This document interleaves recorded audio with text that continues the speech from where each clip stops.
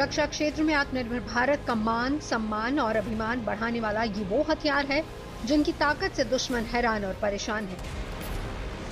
आज देश में ही मेक इन इंडिया मिशन के तहत वर्ल्ड क्लास के वेपन तैयार हो रहे हैं, जिसे हासिल करने के लिए कई देश कतार में खड़े हैं।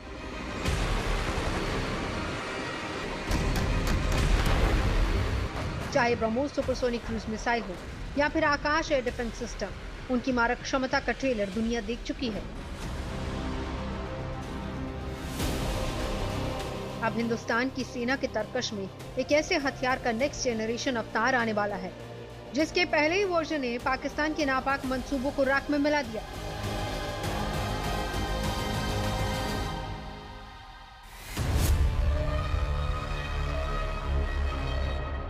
इंसान और तकनीक का सही तालमेल तब बैठता है जब इंसान को सही समय पर ट्रेनिंग दी जाए और तकनीक को सही समय पर अपग्रेड किया जाए। इसी कड़ी में multi barrel rocket launcher Pinaka के अपग्रेडेड वर्जन का ट्रायल हो चुका है।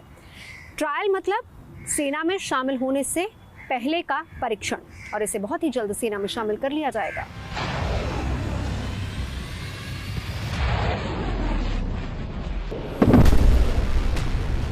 स्वदेशी multi barrel rocket launcher Pinaka का एक्सटेंडेड रेंज की ताकत में बड़ा इजाफा हुआ है।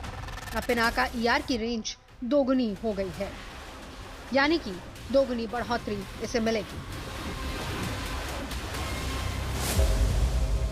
सेना में पहले से तैनात पारंपरिक पिनाका बैटरियों की मारक क्षमता 37 किलोमीटर थी, लेकिन अब एक्सटेंडेड रेंज के साथ ये 75 किलोमीटर से ज्यादा हो गई है।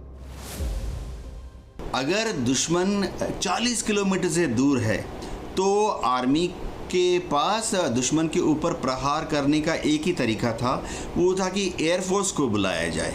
लेकिन अब क्योंकि पिनाका रॉकेट जो है 75 किलोमीटर की दूरी तक फायर कर पाएगा, तो 75 किलोमीटर की दूरी तक जो दुश्मन के टारगेट होंगे उसको न्यूट्रलाइज करने के लिए, नेस्तनाबूद करने के लिए आर्मी को एयरफोर्स को बुलाने की ज़रूरत नहीं पड़ेगी। इससे क्या होगा, एयरफोर्स जो है वो दूसरी तरह के जो ज़्यादा इम्पॉर्टेंट टारगेट है, डेप्थ में है, उनको एंगेज करने के लिए फ्री हो जाएगी।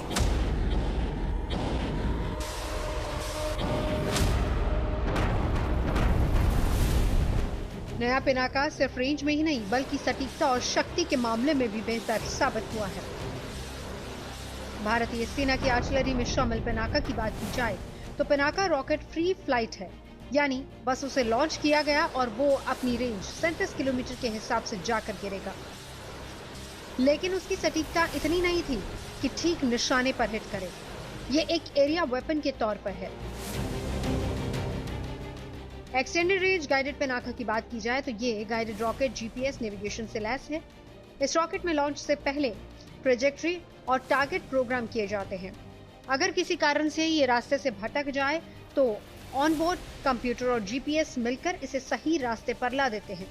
इसके अलावा इसमें आईएनएस यानी कि इनर्शियल नेविगेशन सिस्टम लगा है, जो जीपीएस जाम होने पर, रुकने पर भी रॉकेट को टारगेट पर पहुंचाता है। इसकी सटीक मारक क्षमता की बात की जाए तो ये टारगेट के 25 मीटर के आसपास हिट करता है, जो कि एक बेहतर रेंज है।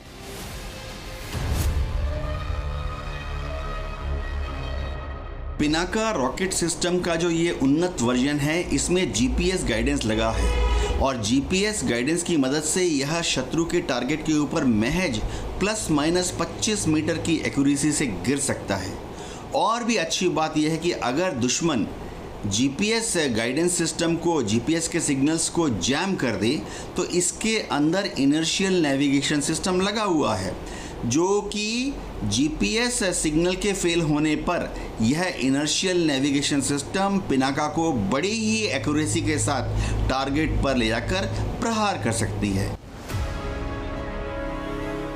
नया गाइडेड पिनाका आने से इसकी विनाशकारी शक्ति और बढ़ जाएगी। लॉन्च होने के बाद लॉन्चर अपनी जगह बदल लेते हैं और फिर से तैयार हो जाते हैं, जिससे दुश्मन का जवाबी हमला मुश्किल हो जाता है।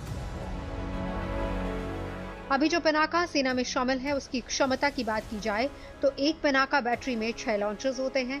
हर लॉन्चर में 12 ट्यूब्स होती हैं, यानी कि कुल 72 रॉकेट, और ये सभी 44 सेकंड में दागे जा सकते हैं। अगर ये एक साथ चले तो दुश्मन के 1000/800 मीटर के इलाके को तबाह कर सकते हैं। जब ये Pinaka launcher systems Indian army के आर्टिलरी यूनिट्स में पहुंच जाएंगे तो एक एक बैटरी में 6 लॉन्चर दिए जाएंगे। जाहिर बात है एक लॉन्चर में 12 ट्यूब होती है, तो ज़रूरत पड़ने पर जो बैटरी कमांडर है वो 12 गुणा में 6 यानी 72 पिनाका एडवांस मिसाइल सिस्टम दुश्मन पर फायर कर सकता है। यह फायर महज 44 सेकेंड के अंदर लॉन्च की जा सकती है। इसमें हाई एक्सप्लोसिव वॉरहेड लगे होते हैं, इसमें एरिया डिनायल वेपन सिस्टम्स लगे होते हैं, यानी महज 44 सेकेंड के अंदर दुश्मन का 1 किलोमीटर बाई 1 किलोमीटर का जो इलाका है उसके अंदर उसे हम नष्ट कर देंगे।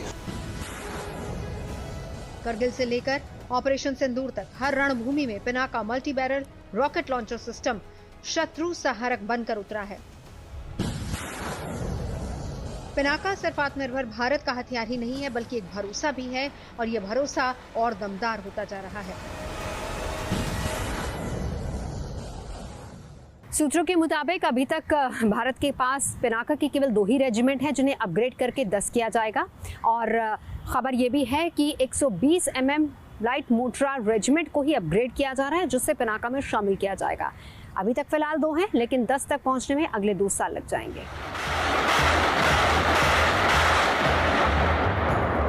लद्दाख जैसे पहाड़ी इलाके में आर्टिलरी की काफी जरूरत होती है। वहाँ टैंक सफल नहीं हो पाते, तोप ज्यादा कारगर माने जाते हैं।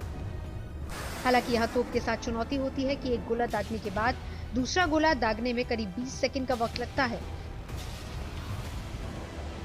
अगर दुश्मन ने रॉकेट से रैपिड फायर कर दिया तो परेशानी बढ़ सकती है।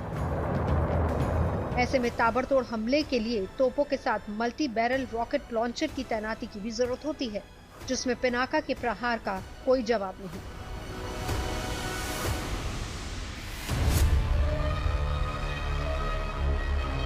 किसी भी जमीनी युद्ध में सबसे पहले कमांडर की पसंदीदा वेपन होती है टैंक, लेकिन टैंक की एक लिमिटेशन है कि वह मात्र 3, 4 या 5 किलोमीटर तक अपनी मेन गन से एनिमी के टारगेट को एंगेज कर सकता है। इसी तरह से कमांडर अगर चाहे तो आर्टिलरी यानी तोपखाने का इस्तेमाल करके दुश्मन पर प्रहार कर सकता है, लेकिन आर्टिलरी की सबसे बड़ी कमजोरी ये है कि जो वॉरहेड होते हैं वो छोटे होते हैं, और दूसरी बात है आर्टिलरी को टो करके दुश्मन के पास ले जाना पड़ता है, इसलिए समय लगता है। लेकिन पिनाका जो MBRL सिस्टम है वह ऑलरेडी एक टोइंग ट्रक के ऊपर स्थापित है, यानी ये महज कुछ मिनट के नोटिस पर ही शत्रु की तरफ वो जो इसका जो लॉन्चर है, जो ट्रेलर है, जो व्हीकल है, वो शत्रु की तरफ महज कुछ मिनटों में ही 10, 20, 30, 40 किलोमीटर अग्रसर होकर फिर पिनाका मिसाइल फायर कर सकता है, जो कि और 75 किलोमीटर जाकर दुश्मन पर प्रहार कर सकता है।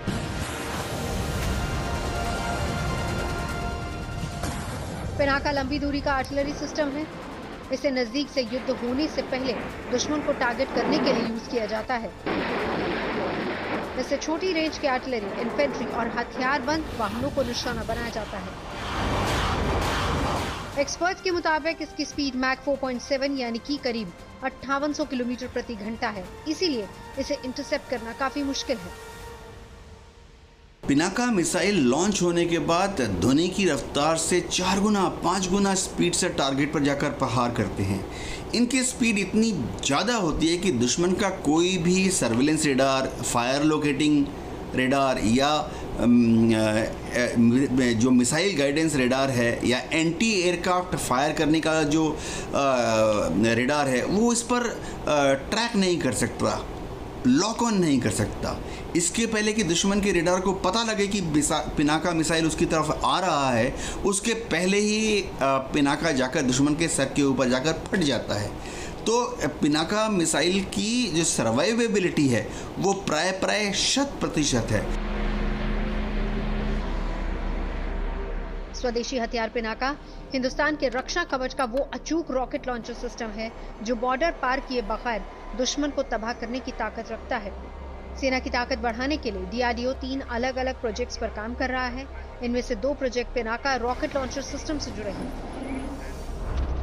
Pinaka MK1 area denial munition rocket system, दूसरा है Pinaka MK2 guided extended range rocket munition और तीसरा है infantry combat vehicle command. Pinaka MK1 और पिनाका MK2 बरसों से हिंदुस्तान की सेना के भरोसेमंद हथियार रहे हैं। इनसे दागे जाने वाले रॉकेट्स पर क्लस्टर बम, एंटी टैंक बम और बारूदी सुरंग उड़ाने वाले हथियार भी लगाए जा सकते हैं।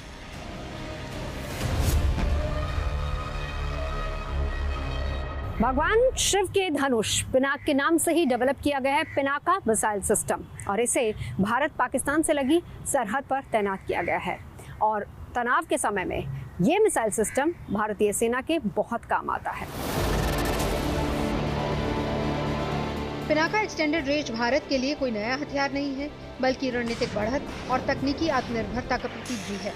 इसकी तैनाती से भारत की सीमाओं की रक्षा और दुश्मन पर विध्वंसक स्ट्राइक करने की क्षमता में बड़ा बदलाव आने वाला है। आपको बता दें कि पिनाका के कई संस्करण तैयार हो चुके हैं, जिनमें मार्क 1 से लेकर मार्क 3 शामिल हैं। रक्षा जानकारों के मुताबिक पिनाका की स्पीड इसे बेहद खतरनाक बनाती है। Multi barrel rocket launcher system की सबसे बड़ी खासियत यह है कि जितनी तेजी से ये प्रहार करता है, उतनी ही तेजी से अपना लोकेशन भी बदल लेता है, जिससे दुश्मन के रडार पर आने का खतरा कम हो जाता है। इस रणनीति को शूट एंड स्कूट की रणनीति कहा जाता है।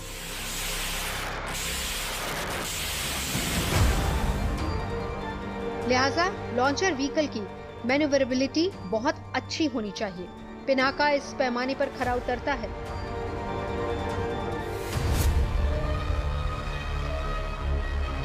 युद्ध क्षेत्र में क्या होता है कि जैसे ही आपने दुश्मन के ऊपर फायर किया तो दुश्मन के ऊपर फायर गिरते ही और दुश्मन अपने फायर डिटेक्टिंग रेडार्स को ऑन कर लेता है।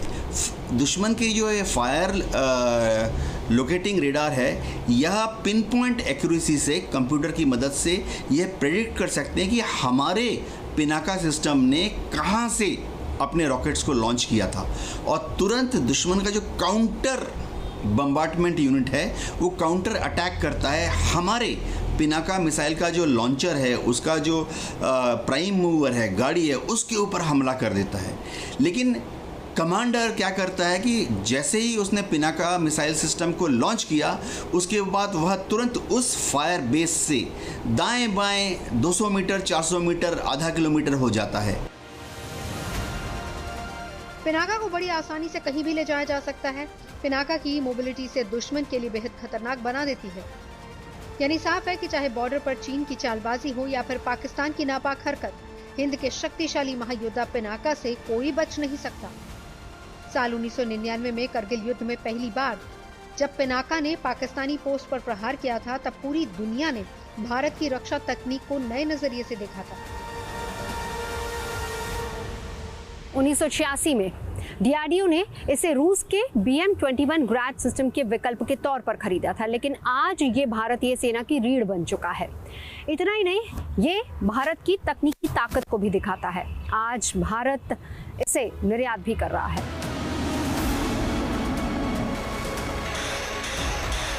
भारत ने बड़े लगन से अपने आप को आधुनिक युद्ध के लिए तैयार किया है और इसका सबसे बड़ा उदाहरण है कि हमने स्वदेशी उपकरणों और हथियारों को विकसित किया है।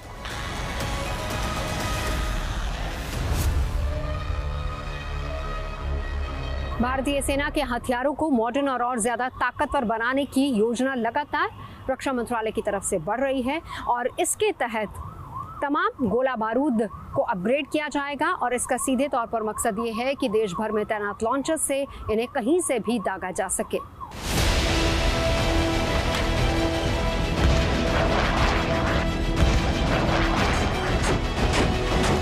सेना ने ये साफ किया है कि नया गोला बारूद मौजूदा लॉन्चर के साथ आसानी से फिट होना चाहिए ताकि पूरे सिस्टम में कोई बदलाव न हो। ग्रैड BM-21 रूसी तकनीक पर बना रॉकेट लॉन्चर है जो भारतीय सेना में कई साल से इस्तेमाल हो रहा है और इसकी खासियत यह है कि ये बेहद तेजी से एक साथ कई रॉकेट दाग सकता है, जिससे दुश्मन के ठिकानों पर भारी हमला किया जा सकता है।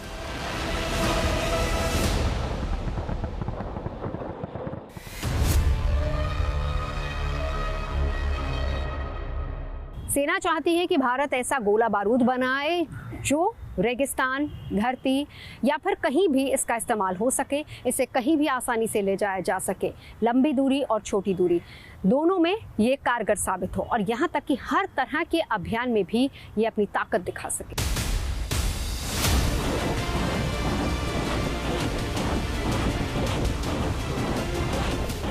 सेना ने ये भी कहा है कि रॉकेट कम से कम 10 साल तक उपयोग करने लायक होना चाहिए। अगर जरूरत पड़ी तो उसकी मरम्मत या फिर कुछ हिस्सों को बदलकर उसकी उम्र और बढ़ाई जा सके। Multi barrel rocket launcher BM-21 ग्रैड महज 60 सेकंड और 40 अटैक की क्षमता के साथ बेजोड़ है। 20 किलोमीटर तक जो भी दुश्मन इसके रडार पर आएगा उसका सर्वनाश तय है।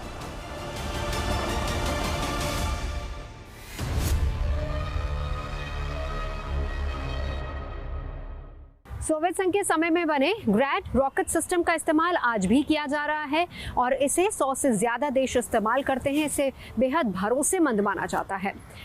BM-21 ग्रैड के अलग अलग वेरिएंट्स भी मौजूद हैं और इसे कई देशों ने अपने हिसाब से अपग्रेड भी किया है।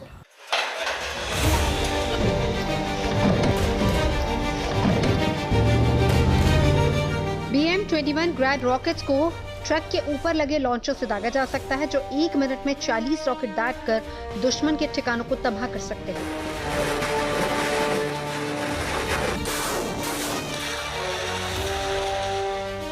BM-21 Grad multi barrel rocket launcher में 40 बैरल होते हैं और इन 40 बैरल से 40 राउंड फायर करने में ये 20 सेकंड लेता है। इन रॉकेट लॉन्चर की मारक क्षमता 20 किलोमीटर है, जो 690 मीटर प्रति सेकंड की रफ्तार से हमला करने की ताकत रखते हैं। B-21 ग्रेड सिस्टम एक मल्टी रॉकेट लॉन्चर सिस्टम है। इसके अंदर 40 के करीब ट्यूब होती हैं जो कि इमीडिएटली इकट्ठा फायर कर सकती हैं और ये इसकी जो रेंज है वो 20 किलोमीटर के करीब होती है और ये एक प्रकार से जो टारगेट है एरिया टारगेट को कवर करता है, ना कि पिन पॉइंट।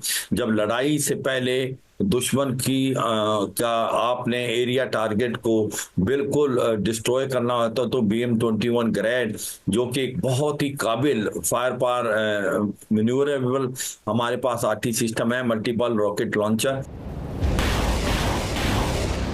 70 के दशक में भारत ने इस ताकतवर हथियार को रूस से खरीदा था। BM-21 ग्रैड रॉकेट लॉन्चर का इस्तेमाल कर मिनटों में दुश्मन की चौकी या फिर बंकर को आसानी से ध्वस्त किया जा सकता है।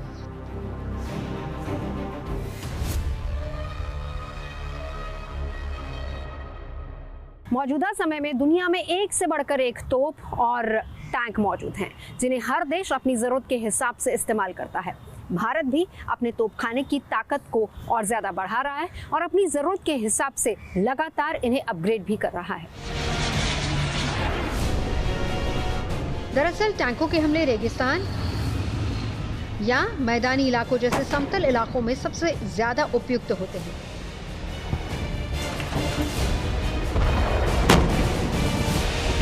लेकिन वियतनाम के जंगलों या फिर अफगानिस्तान के पहाड़ों ने टैंकों की जिम्मेदारियों को उजागर किया।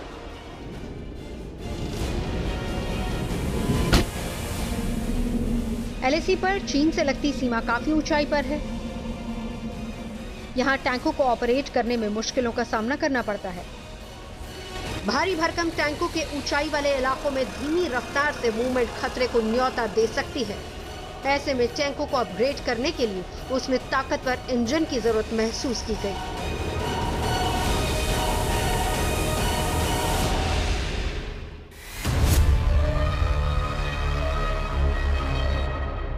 रक्षा मंत्रालय ने भारतीय सेना के मेन बैटल टैंक यानी कि T-90 भीष्म को अपग्रेड करने के लिए योजना बनाई है और इसके लिए रक्षा मंत्रालय की रक्षा परिषद ने मंजूरी भी दे दी है। फिलहाल इसमें 1000 हॉर्स पावर का इंजन है जिसे बढ़ाकर 1350 हॉर्स पावर किया जाएगा और इसका मकसद ये है कि इसे जरूरत पड़ने पर हाई ऑल्टीट्यूड में भी भेजा जा सके ताकि सरहदों की रक्षा की जा सके। मौजूदा समय में भारतीय सेना 1200 से ज्यादा T-90 टैंकों का संचालन करती है जो अलग अलग संस्करणों में मौजूद हैं। अब जब T90 टैंक को 1350 हॉर्स पावर के नए इंजन के साथ लैस किया जाएगा तो इनकी क्षमता में बड़ा इजाफा होगा। 1350 HP इंजन से भारतीय सेना को टैंक पर और ज्यादा सुरक्षा कवच, एडवांस सेंसर और नए हथियार सिस्टम लगाने की सुविधा मिलेगी। नया इंजन बेहतर ईंधन क्षमता के साथ आएगा, जिससे टैंक को ज्यादा दूरी तक चलाया जा सकेगा। लंबे अभियानों के दौरान कम ईंधन की खपत होगी, जिससे सप्लाई लॉजिस्टिक आसान होगा।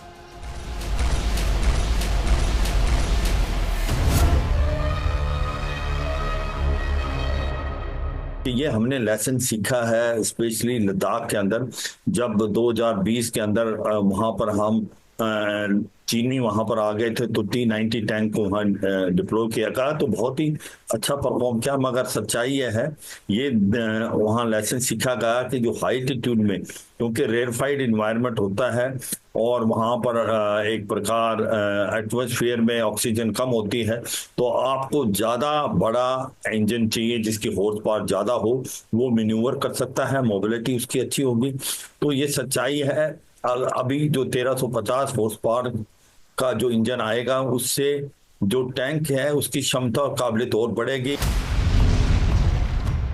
साल 2020 में जब भारत और चीन की सेना के बीच LAC पर टकराव हुआ था तो उस समय पूर्वी लद्दाख में T90 टैंक ही तैनात किए गए थे। अब बदलाव के इस दौर में भारत के इस ताकतवर टैंक को और भी ज्यादा ताकत दे दी गई है।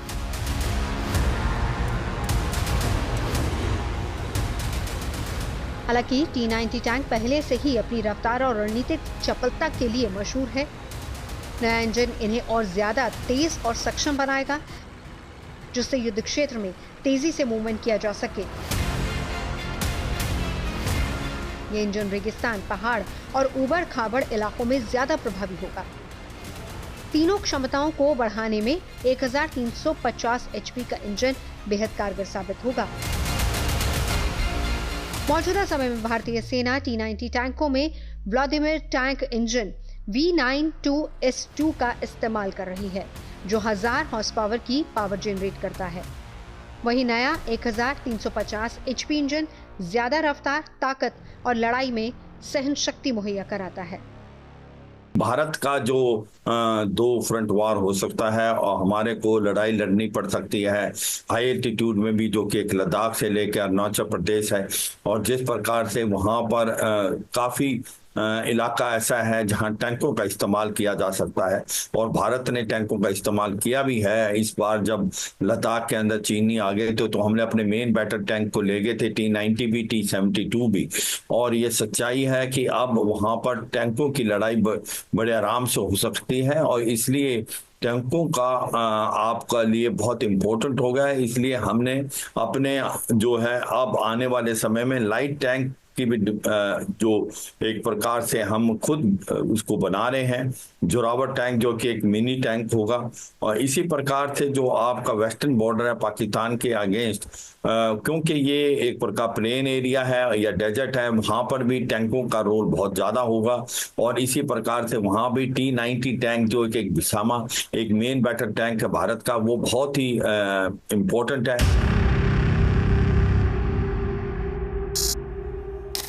T90 रूस की ओर से विकसित किया गया था और इसे भारतीय परिस्थितियों के अनुकूल बनाया गया।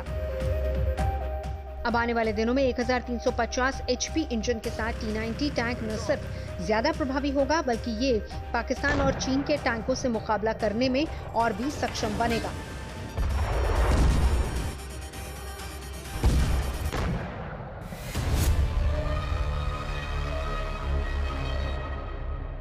रक्षा मंत्रालय की ओर से T90 टैंकों के अपग्रेडेशन का फैसला बहुत अहम है। दरअसल ये पहली बात तो भारत की स्वदेशी ताकत को दिखाएगा, और दूसरी बात आत्मनिर्भर भारत के लक्ष्य की ओर भी ये अग्रसर होगा, और तीसरी बात दुनिया भारत की ताकत और तकनीक दोनों को मानेगी।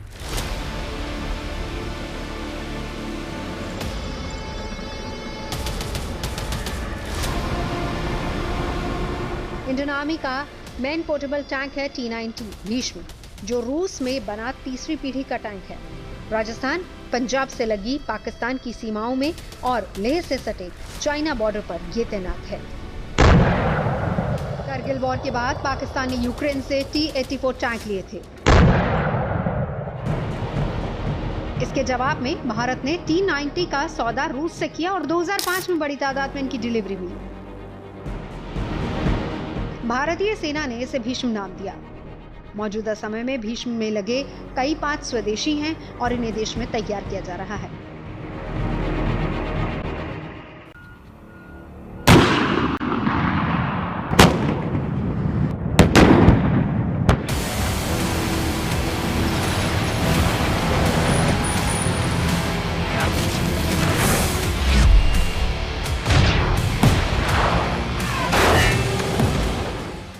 मार्च को ही सेना के एक और हथियार को और ज्यादा ताकत देने के लिए भारत ने रूस के साथ करार किया है। यह है T-72 टैंक, जिसमें अब 1000 हॉर्स पावर के इंजन को लगाया जाएगा। रूस के साथ यह करार $248 मिलियन का हुआ है और इसमें रूस तकनीक को भी ट्रांसफर करेगा। और इसका सबसे ज्यादा फायदा ये होगा कि भारत आने वाले समय में इनका उत्पादन अपनी धरती पर ही कर सकेगा और मेक इन इंडिया के मिशन को और ज्यादा ताकत भी मिलेगी।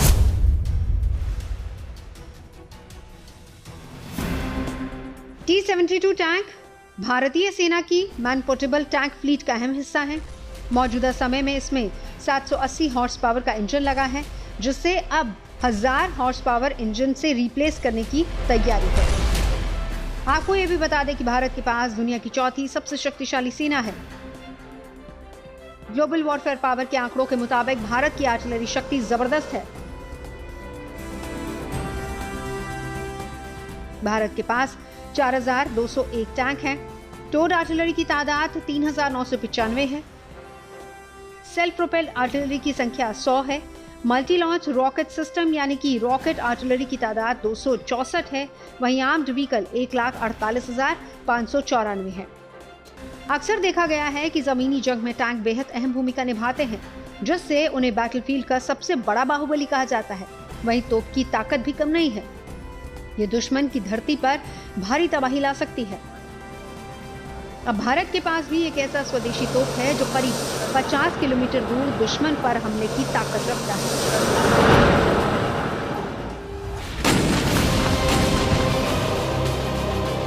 हिंदुस्तान में मौजूद सबसे बड़ी तोप में एक नया नाम है ATAGS यानी advanced towed artillery gun system. Bharat की इस लॉन्ग रेंज कैटेगरी के ताकतवर तोप को DRDO ने डिजाइन किया है और इसे डेवलप किया है, जिसकी गिनती दुनिया की सबसे एडवांस तोपों में हो रही है, जिसकी मारक क्षमता दुनिया में सबसे ज्यादा है। साल 2013 में DRDO ने ATAGS को विकसित करना शुरू किया था, जिसके बाद पोखरण और सिक्किम में हर टेरेन पर इसका कई बार टेस्ट किया गया। इसे पहली बार 2017 में रिपब्लिक डे परेड के दौरान सार्वजनिक रूप से प्रदर्शित किया गया। ATAGS होवित्जर रेगिस्तान से लेकर पहाड़ तक हर टेरेन में सटीक वार करने की ताकत रखती है। -30 डिग्री से लेकर 75 डिग्री तापमान तक में सटीक फायर करने में सक्षम है भारत की ATAGS। हिंदुस्तान की अपनी बनाई हुई गन है और ये अपनी क्लास में दुनिया की सबसे बेहतरीन गन है। इसकी रेंज 48 किलोमीटर है। ये हर वातावरण में, दिन के समय, रात के समय और हर टाइप ऑफ टेरेन में कार्रवाई कर सकती है। ये जो गन है -3 डिग्री से लेके +75 डिग्री तक फायर कर सकती है और इसका ट्रवर्स है from the same location +-25 degrees. यानी दूसरे लफ्ज़ों में ये दुनिया की सबसे बेहतरीन हॉवित्जर है। इसके मुकाबले की हॉवित्जर कहीं भी नहीं है और हिंदुस्तान को बहुत अच्छे प्रकार से काम करेगी, both in the along the line of actual control with China as well along the line of control and IB with Pakistan। दोनों के लिए, हिंदुस्तान के लिए बहुत ही शानदार तोप होगी। ATAGS की सबसे बड़ी खासियत है कि ये अपनी कैटेगरी में दुनिया का सबसे लंबी रेंज की गन है, क्योंकि इसकी कैनन सबसे घातक है। ATAGS तोप की कैनन 155 mm और कैलिबर 52 है, यानी इस आधुनिक तोप से 155 mm वाले गोले दागे जा सकते हैं। इसके साथ ही तोप से दागे जाने वाले गोलों की रेंज 48 किलोमीटर है, जबकि उसी गोले को बोफोर्स तोप से 32 किलोमीटर की दूरी तक दागा जा सकता है। इसकी 26.44 फुट लंबी बैरल से हर मिनट में 5 गोले दागे जा सकते हैं। ATAGS का इस्तेमाल और खासियत काफी कुछ बोफोर्स तोप से मिलता जुलता है, इसीलिए इसे देसी बोफोर्स कहा जा रहा है।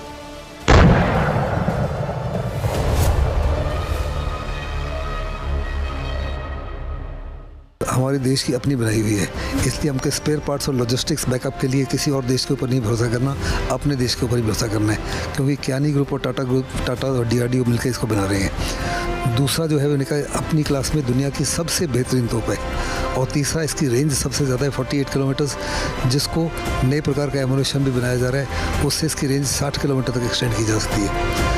और मैंने जैसे कहा कि वो -3 डिग्री से +75 डिग्री, यानी दूसरे लफ्ज़ों में जो पहाड़ी के दूसरी साइड के टारगेट्स होते हैं जिनको लोकेट करके बर्बाद करना बहुत ही मुश्किल होता है, ये गन बड़ी आसानी से वर्टिकल अटैक कर सकते हैं। ATAGS पूरी तरह से ऑटोमेटिक सिस्टम पर काम करती है, यानी ATAGS में ऑटोमेटिक लोडिंग से लेकर ऑटोमेटिक फायरिंग की क्षमता है। तोप में गोला फिट करने के बाद ये अपने आप लोड हो जाता है और फिर एक जवान तोप में लगी स्क्रीन पर टारगेट को फिक्स करता है, जिसके बाद ये तोप अपने आप तेजी से गोला फायर करती है।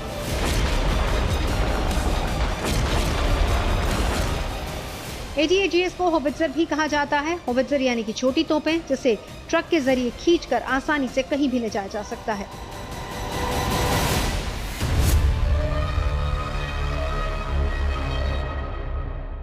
सेकेंड वर्ल्ड वॉर और उसके बाद तक युद्ध में भारी भरकम तोपों का इस्तेमाल किया जाता था, जिन्हें एक जगह से दूसरी जगह ले जाना बहुत मुश्किल होता था, और इसी के बाद ज़रूरत पड़ी ऐसी तोपों की जिन्हें कहीं भी एक जगह से दूसरी जगह ले जाया जा सके, यहाँ तक कि हाई ऑल्टीट्यूड के एरिया में भी इनको तैनात किया जा सके। और फिर आई होवित्जर तोपें। ATAGS को तैनात करने के बाद इसे कंट्रोल रूम में बैठकर भी ऑपरेट किया जा सकता है। इसका निशाना इतना सटीक है कि दुश्मन को बचने का मौका तक नहीं मिल पाता। ATAGS तोप हाई एंगल पर सबसे छोटे मिनिमम डिस्टेंस के साथ रेगिस्तान और पहाड़ी इलाकों में भी जबरदस्त प्रदर्शन करने में सक्षम है। ये तोप गोला दागने के बाद बोफोर्स की तरह कुछ दूर खुद ही जाती है और फिर गोला दागो और भागो की नीति के साथ काम करती है। हिंदुस्तान की artillery gonna make in India और आत्मनिर्भर भारत की ताकत को भी दिखाती है। इस गन को बनाने का सीधे तौर पर मकसद ये है कि भारत दुश्मन को ये बता सके कि भारत की ताकत रक्षा के क्षेत्र में कितनी बढ़ती जा रही है और दुश्मन भारत की तरफ आंख उठाने की हिमाकत तक नहीं कर सकता है। दुश्मन की तैयारियों को देखते हुए भारत ने AMCA यानी कि एडवांस मीडियम कॉम्बैट एयरक्राफ्ट के मेगा प्रोजेक्ट के एग्जीक्यूशन मॉडल को मंजूरी दे दी, यानी AMCA के निर्माण की तरफ भारत ने एक और महत्वपूर्ण कदम बढ़ा दिया है। इस वक्त दुनिया में सिर्फ 3 देश हैं जिनके पास 5th जनरेशन का फाइटर प्लेन है। ये देश है अमेरिका, चीन और रूस। और अब भारत भी 5th जनरेशन की रेस में अपनी रफ्तार को बढ़ा रहा है।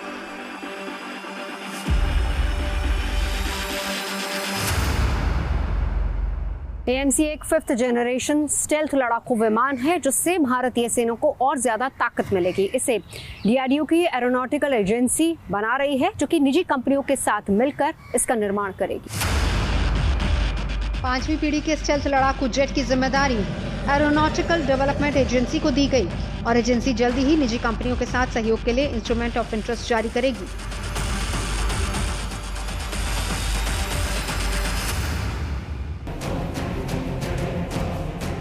दुनिया में सिर्फ 3 ही देश हैं जो कि 5th जनरेशन फाइटर जेट बना चुके हैं।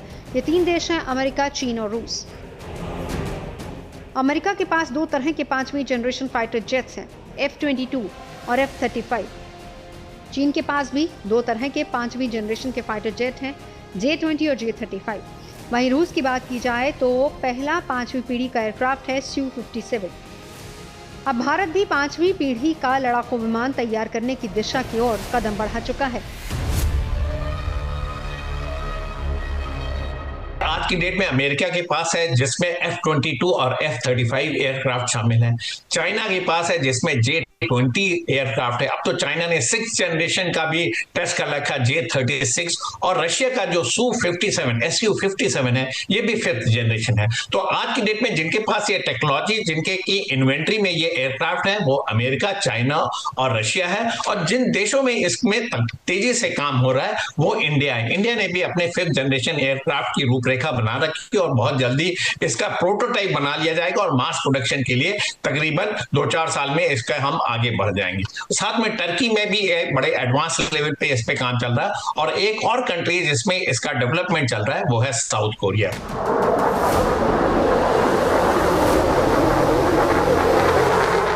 आतंकवाद के खिलाफ चलाए जा रहे ऑपरेशन सिंदूर ने दिखा दिया कि आधुनिक जंग में एयर पावर सबसे जरूरी है।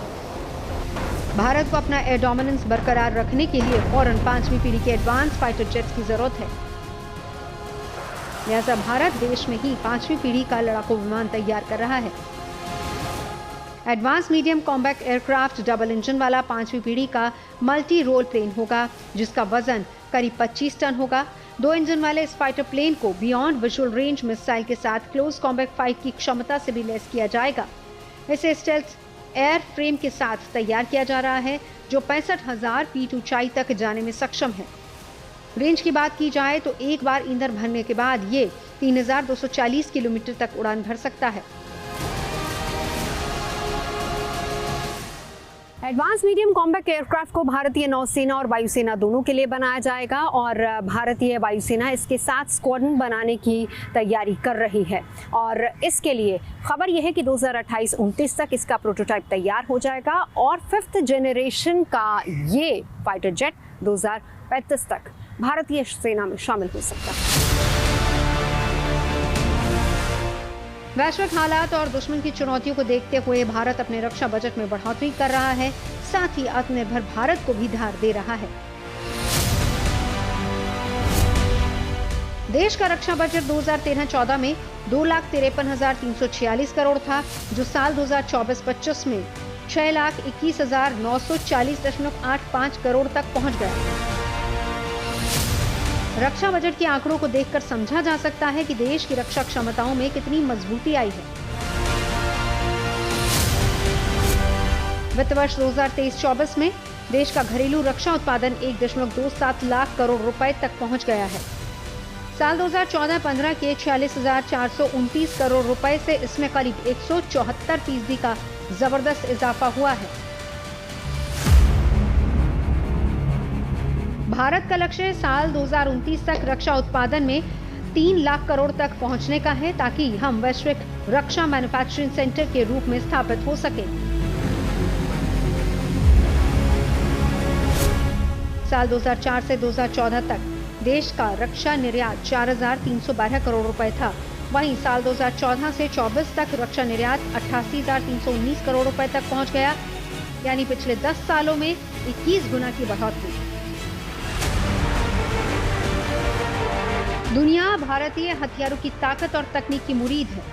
इसकी सबसे बड़ी वजह है भरोसा, जो चीन के हथियार नहीं दे पा रहे हैं। वहीं लागत के मामले में भी ये अमेरिका और रूस जैसे देशों से कम है।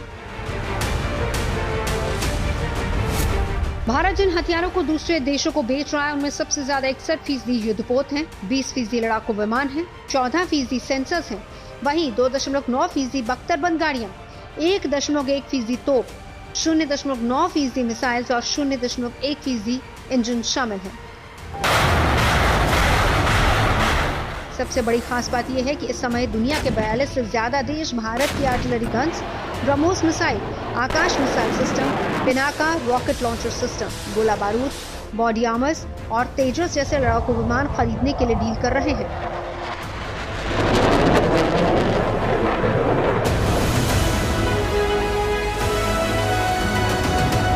मेक इन इंडिया मिशन और नीति सुधारों के जरिए भारत ने घरेलू उत्पादों को बढ़ावा दिया है, वहीं विदेशी खरीद पर निर्भरता कम की है, जिससे भारत का डिफेंस सेक्टर मजबूत होता जा रहा है।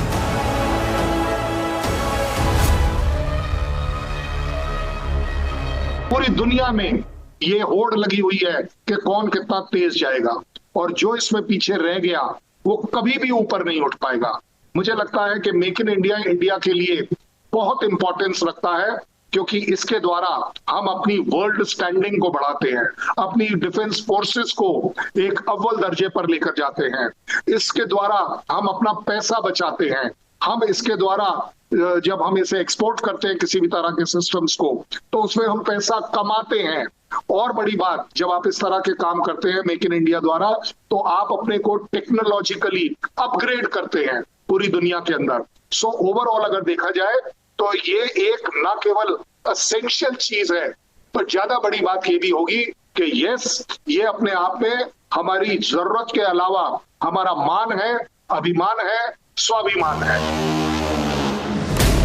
रक्षा मंत्रालय के मुताबिक भारत अब 100 से ज्यादा देशों को अपने रक्षा उत्पाद निर्यात कर रहा है।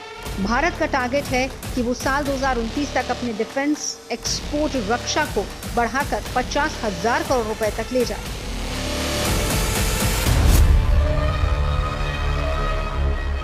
मुझे लगता है अगर एक स्टैटिस्टिक्स के पॉइंट ऑफ व्यू से देखा जाए, हमने तकरीबन मेरे ख्याल 21,000 करोड़ रुपए का पिछले साल ट्रेड किया है। थोड़ा बहुत कम शॉर्ट रह गया होगा, बट अपने आप में ये एक बहुत बड़ी चुनौती थी और इसे हमने सक्सेसफुल अचीव किया। आज अगर हम देख रहे हैं, हमने इवन टारगेट 25 का 25,000 करोड़ का रखा है। सो ओवरऑल अगर आप देखें, जब तक आप अपने आप को आगे नहीं देखेंगे, 50,000 करोड़ की तरफ नहीं देखेंगे, तो आप 35 कैसे कर लेंगे। मैं कहता हूं कि देश के अंदर एक ये जुनून आता है जब आप टारगेट हाई रखते हैं और उसको अचीव करने के लिए दिन रात मेहनत करते हैं, उसके लिए आप प्रायोरिटी नंबर 1 रखते हैं। देश तभी हर सेक्शंस में इंप्रूव होगा। साल 2025 की शुरुआत में ही रक्षा मंत्री राजनाथ सिंह ने साफ कर दिया था कि ये साल एयर ऑफ रिफॉर्म पर फोकस होगा।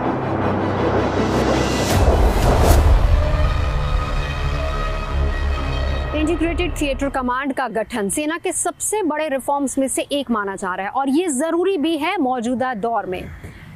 इसका मकसद है तीनों सेनाओं में तालमेल बिठाना, खर्चे को कम करना और जरूरत पड़ने पर तीनों सेनाएं हरदम एक दूसरे के लिए तत्पर तैयार रहें और ये रण क्षेत्र में बहुत अहम हो जाता है।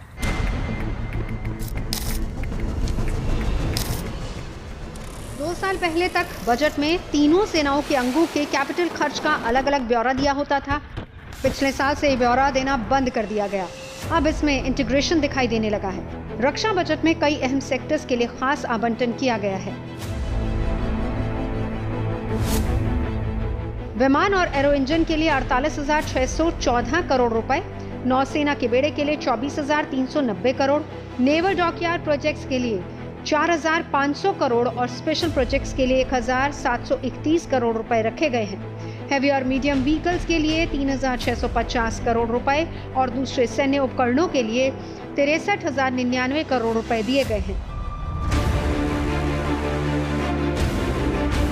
साल 2025 में वैश्विक रक्षा बजट अब भूतपूर्व ऊंचाई पर पहुंच गया है। इसकी वजह है कि दुनिया के शक्तिशाली देश अपना सैन्य निवेश लगातार बढ़ा रहे हैं। कई देशों ने अपना रक्षा बजट बढ़ाया और अत्याधुनिक तकनीक हासिल करते हुए अपनी सेनाओं के विस्तार में लगे हुए हैं।